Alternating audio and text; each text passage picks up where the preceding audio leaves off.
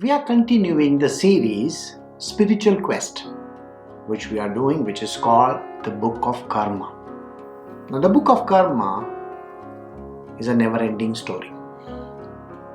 Today, the topic which we are having, how do the sages avoid this karma?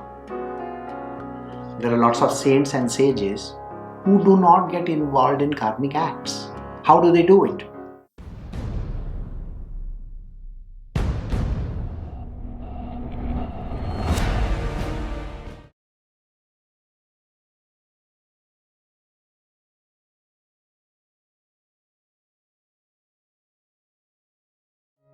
You know very well that the sages and the saints go out and beg for food. They also wear old tattered clothes or clothes which are orange in color, yellow, orange or white. Now you may want to know what exactly is this. These are the clothes of a renunciate as well.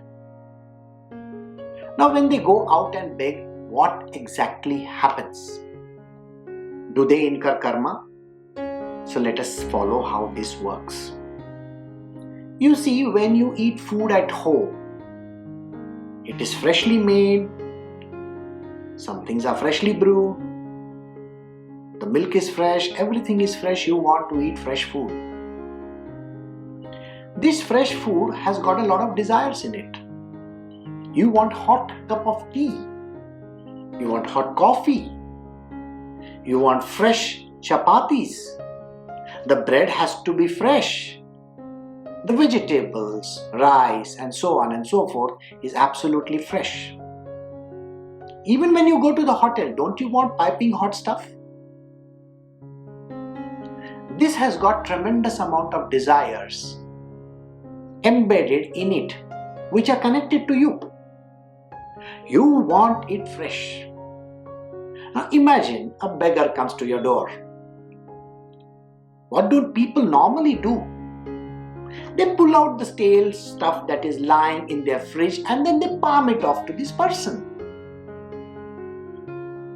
Right? There is a lot of stuff lying in the fridge. The refrigerator contains stale stuff. Stuff which you don't even want to open and see. You want to palm it off to someone.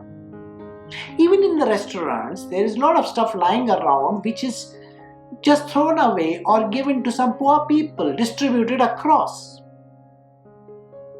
Vegetables that are thrown away in the markets, which are not used. If you go to a grocery store, there are lots of groceries which may not be in the right condition. These sages and saints and these renunciates, they go door to door asking for food.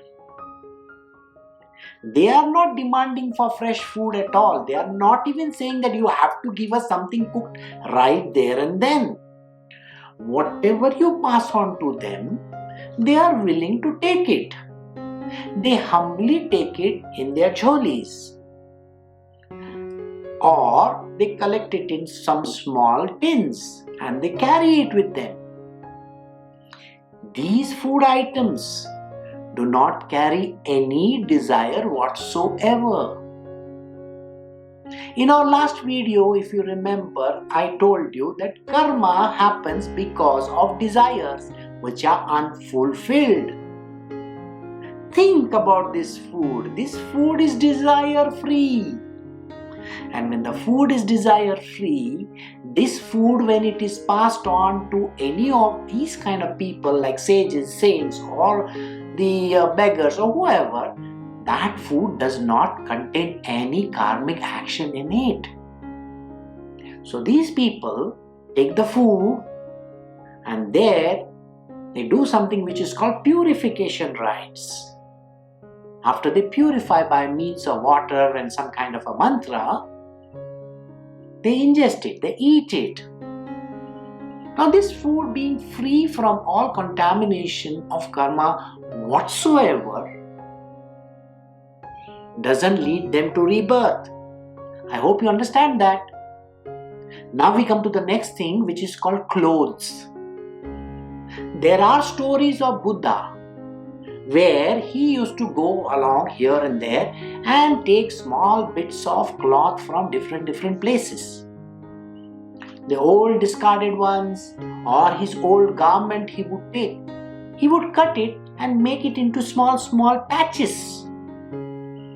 I'm sure you remember the patchwork of Buddha. It's a well-known story. Now there are lots of clothes which are discarded. You have used the garment for many years and then you throw it away. Or you give it to some charity. Now when you give it to charity, what happens to that garment? That garment is useless as far as your karmic action is concerned. There are no desires whatsoever left in that. You don't desire to use that garment. You're not even interested in it. So you chuck it away. And when you chuck it away, these people, they can pick it up. It might be torn in some places. So they sew it together. That is what Buddha did. It's like a quilting. You know how quilts are made? You use the quilt for covering yourself up. Exactly like that. So these garments are patched together, and these patched garments are used by sages. They also use very cheap kind of a cloth, which is made from cotton. You will find that they wear garments and they eat stuff which is discarded. Now, do you understand this whole story? Karma is attracted towards those desires which are unfulfilled. These people are not getting involved in any karma whatsoever, neither with the garments nor with the food. Again, when they are walking on the streets, they are using vessels which are made from the barks of a tree, or you must have seen a kamandalu, a pot, which is made from the gourd. After the gourd is completely cleaned out from inside, there is nothing inside. So this gourd is converted into a kamandalu, a drinking pot as they call it. They are also wearing garments, sometimes you have seen, made from animal flesh, the coverings of an animal. The animal might be dead. They are not going to kill an animal and use it. No. They are using those kind of garments. And sometimes they use these chappals, the footwear which is made from wood. They are called padukas. These padukas are also the wood that is available in the forest. They are not harming anything or anybody. So their commitment of karma is minimalistic. Even in the food that they eat, the garments that they wear, the place that they sleep. I'm sure you know the place that they sleep is old caves, some such kind of places which are not even used, an uninhabited place, maybe a hut. So now do you get the point? Why these people are not involved in committing more karmas? They don't want to come back again and again and again. In their world, they are avoiding this kind of things, becoming desireless. So when you become desireless, you naturally avoid making more karmas, which will save you from your further rebirths. I hope you understood this topic. Why the sages, saints and these ascetics do not ask for fresh food or any of these things.